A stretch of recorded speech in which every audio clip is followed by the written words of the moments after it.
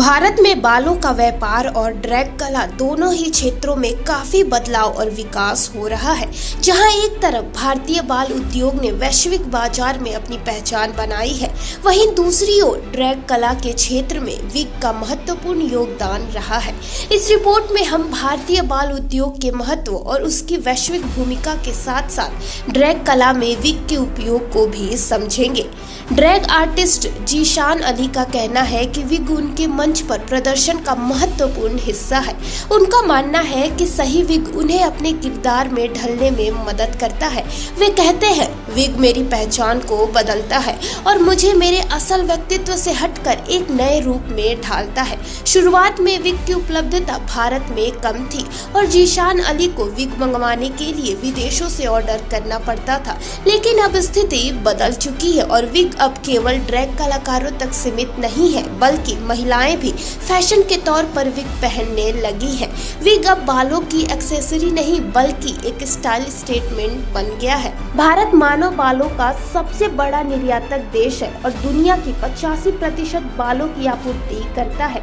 विशेष रूप से दक्षिणी भारत में बालों को इकट्ठा करने की एक पुरानी परंपरा है। चेन्नई के कोलाची वेंकटेश पिछले 20 वर्षों से बाल इकट्ठा कर रहे हैं।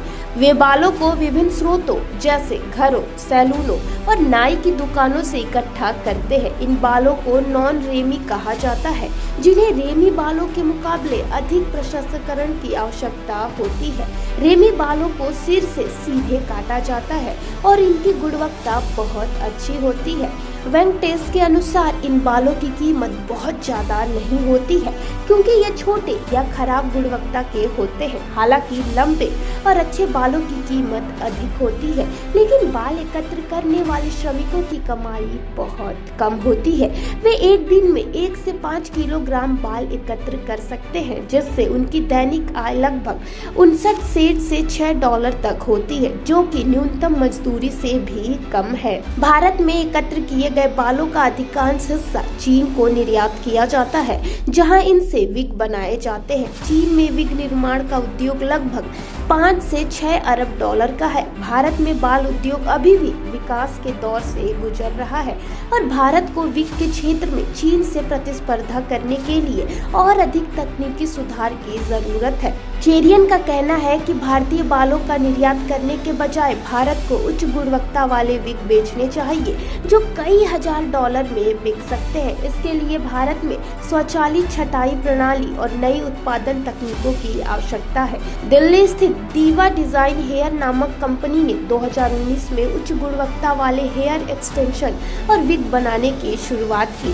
इस कंपनी के सह संस्थापक निधि तिवारी का कहना है कि भारत में महिलाओं में बालों के झड़ने और पतले होने की समस्या लगातार बढ़ रही है, जिससे इन उत्पादों की मांग में वृद्धि हो रही है। इसके अलावा नई तकनीकों जैसे 3D प्रिंटेड विग और डिजिटल कलर मैचिंग टूल ने विग को एक्सटेंशन और अधिक आकर्षक और आरामदायक बना दिया है। हल्के और सांस लेने योग्य विग कैप्स और बेहतर चिपकने वाले पदार्थों ने ग्राहक के अनुभव को और बेहतर बना दिया है। राज हेयर इंटरनेशनल के जॉर्ज चेरियन का कहना है कि भारतीय बालों की मांग वैश्विक स्तर पर बढ़ रही है। खासकर रेमी बालों की मांग बहुत अधिक है, क्योंकि इसकी गुणवत्ता उच्च होती है और ये अधिक सिल्की और मुलायम होते हैं।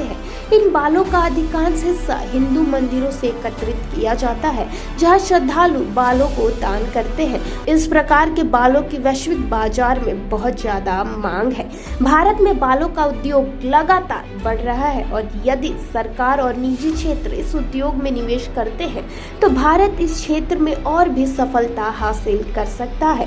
भारत में बाल उद्योग और ड्रैग कला दोनों ही क्षेत्र तेजी से विकास कर रहे हैं।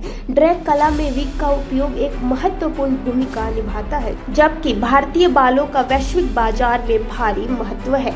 यदि भारत में तकनीकी सुधार, उत्पादों की गुणवत्ता और उत्पादन प्रक्रियाओं में बदलाव लाया जाए, तो भारत इस उद्योग में और अधिक सफलता प्राप्त कर सकता है। विग और हेयर एक्सटेंशन के क्षेत्र में निवेश और अनुसंधान से भारत अपनी वैश्विक स्थिति को और मजबूत कर सकता है।